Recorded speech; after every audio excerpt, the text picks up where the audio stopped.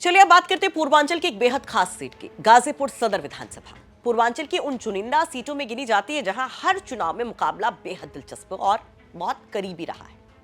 इस सीट की सबसे बड़ी खासियत यह है कि आजादी के बाद से अब तक कोई भी विधायक लगातार दूसरी बार चुनाव नहीं जीत पाया।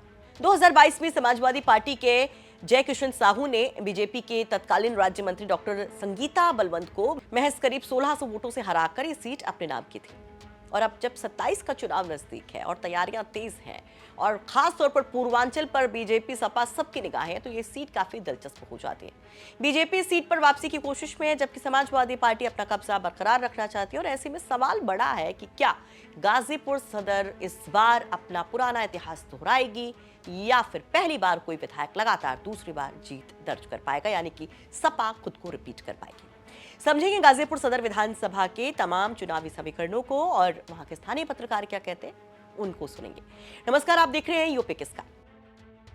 अगर गाजीपुर जिले की राजनीति की बात करें तो यहाँ पर कुल 7 विधानसभा सीटें हैं और इनमें गाजीपुर सदर विधानसभा सबसे प्रतिष्ठित और राजनीतिक तौर पर सबसे ज्यादा चर्चा में रही है। जिला मुख्यालय यहाँ पर होने की वजह से प्रशासनिक और राजनीतिक गतिविधियों की वजह से ये काफी मुख्य केंद्र रहा है जिले का। इस सीट की पहचान सिर्फ चुनावी मुकाबलों से नहीं बल्कि ऐतिहासिक यहाँ पे जो अफीम फैक्ट्री है, मोक्षदायिनी गंगा है, क्षेत्रीय रेल प्रशिक्षण संस्थान है, सरकारी मेडिकल कॉलेज और तमाम जो संस्थाएं हैं उसकी वजह से भी है। इसके बावजूद अगर शहर की बदहाल सीवर परियोजना, रोजगार के सीमित अवसर और युवाओं के पलायन जैसे मुद्दों की बात करें तो लोगों का गुस्सा यहाँ पर दिखाई देता है। और ये सबसे बड़े चुनावी मुद्दे भी हर चुनाव में रहे हैं और इस बार भी कहा जा रहा है कि ये चुनावी मुद्दे होंगे। अगर चुनावी इतिहास पर नजर डालें सीट की, तो गाजीपुर सदर का राजनीतिक सफर काफी बदलता दिखाई दिया। 2002 में समाजवादी पार्टी के सैयदा शादाब फातिमा यहां पर विधायक चुनी गई। 2007 में बीएसपी के राजकुमार सिंह ने जीत दर्ज की। 2012 में समाजवादी पार्टी फिर से यहां पर आती है और विजय मिश्रा विधायक बनते हैं। बाहुबली विजय मिश्रा के बारे में आजकल आप सुन ही रहे होंगे कि किस तरह से उनकी पॉलिटिक्स अब बहुत कगार पे पहुंच गई, हाशिए पे पहुंच गई।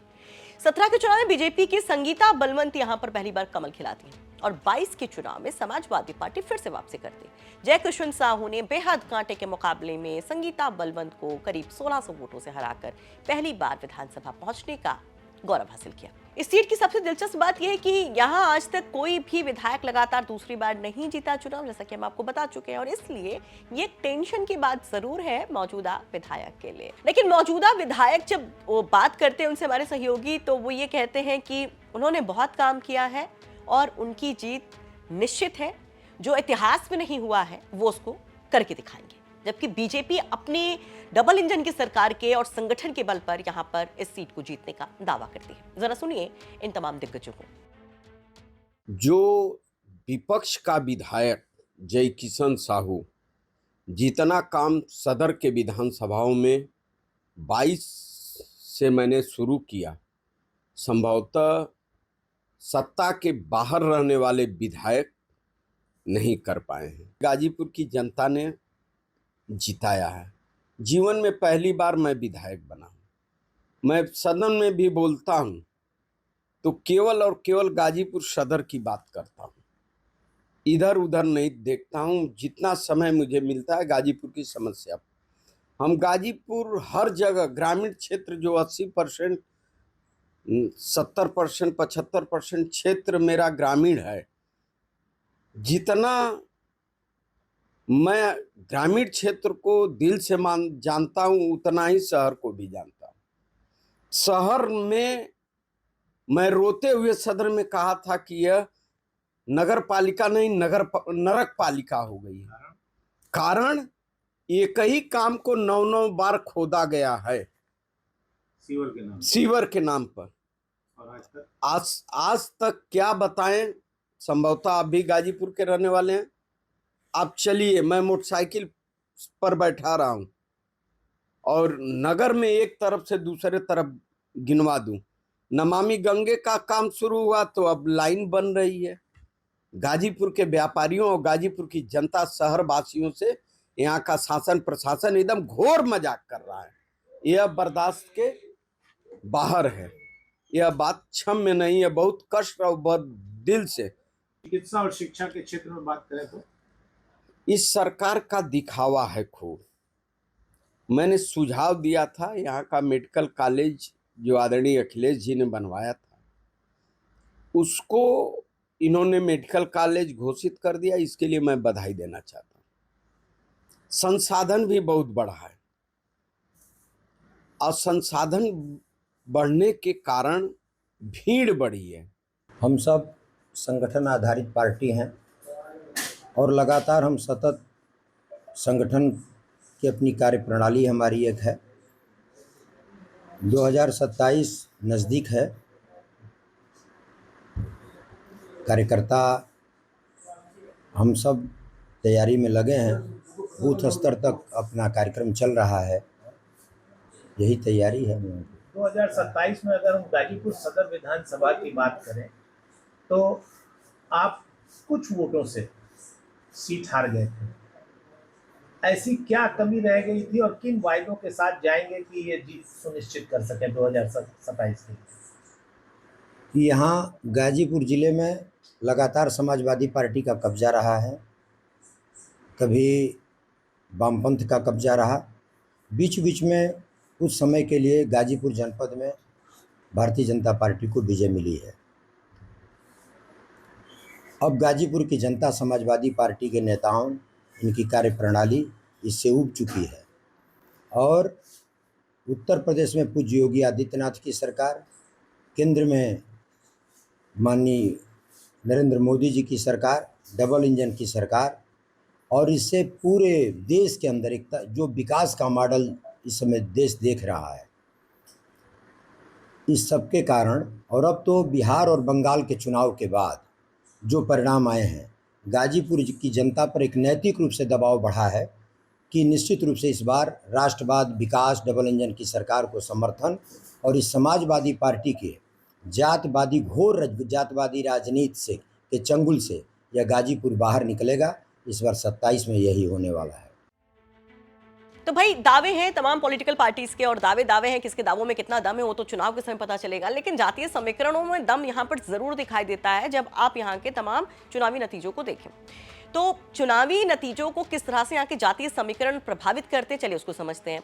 जानकारों के मुताबिक बीन मल्लाह समाज यहाँ पर सबसे प्रभावशाली वोटर है और इसके अलावा यादव हो गया, दलित हो गया, कुशवाहा, मुस्लिम, राजपूत, ब्राह्मण, भूमिहार, वैश्य और बाकी जो पिछड़ी जातियां हैं वो भी काफी ज्यादा चुनावों को प्रभावित करती रही हैं और आगे भी करती रहेंगी। यहाँ पे कुल वोटर्स की संख्या जो है करीब 3.5 लाख है। SIR के बाद हालांकि इसमें कुछ कमी भी आई है, एग्जैक्ट फिगर नहीं है, लेकिन जो लमसम अब तक देखने को मिला, बिन मल्लाह यहाँ पर करीब 20% वोटर हैं। बाकी OBC में कुशवाहा सहित जो बाकी वोटर्स हैं वो 20% हैं। दलित वोटर करीब 12% हैं। यादव वोटर करीब 10 से 12% बताए जाते हैं। मुस्लिम लगभग 12% बताए जाते हैं। राजपूत लगभग 10%, जबकि ब्राह्मण और भूमिहार मिलाकर के 10 से 12% वोटर बताए जाते हैं। वैश्य और बाकी समुदाय यहाँ पर निर्णायक भूमिका में रहते हैं, यानी कि उनको भी कमतर आंका नहीं जा सकता, उस आंकड़े को छोटा करके नहीं देखा जा सकता। अच्छा, गाजीपुर सदर में मुकाबला अक्सर बेहद करीबी रहा है और कई बार त्रिकोणीय भी हुआ है। ये भी काफी दिलचस्प है और इस सीट को काफी रोचक बनाता है। अब यहाँ पर कभी किसी एक पार्टी की लहर जैसी कोई चीज नहीं दिखी। व्यक्तिगत स्वीकार्यता एक बड़ी चीज रही है। जातीय संतुलन और स्थानीय मुद्दे यहाँ पर जीत हार को तय करते रहे। इस बार 27 में क्या हावी होने वाला है? जब राजनीतिक विश्लेषकों से हम बात करते हैं तो कभी अंसारी परिवार के प्रभाव की बात होती है, आपकी किस तरह से वहां पर तमाम समीकरण पिछले कुछ सालों में बदले हैं। अफजाल अंसारी और पूर्व केंद्रीय मंत्री मनोज सिन्हा जैसे नेताओं का प्रभाव क्या आज भी है कि नहीं है? अब किस तरह से वोटर उससे प्रभावित होता है, खुद सुनिए स्थानीय पत्रकारों से। गाजीपुर सदर विधानसभा की जहाँ तक बात है, यहाँ पर जातिगत समीकरण हमेशा हावी रहा है और सत्ता और विपक्ष के बीच एक अच्छी यहाँ पर फाइट देखने को हमेशा मिली है। एक और यहाँ पर मिथ चलता है कि गाजीपुर सदर सीट से कभी भी जल्दी रिपीट नहीं होता है कोई। तो इन सब चीज़ों को देखते हुए आगामी विधानसभा चुनाव में जैसे कैंडिडेट आएंगे, कैंडिडेटों के ऊपर भी पूरी लड़ाई जो इन मुकाबला है वो फोकस रहेगा और गाजीपुर में जातिगत समीकरण तो हावी रहेगा ही और उसका असर देखने को चुनाव में देखने को मिलेगा।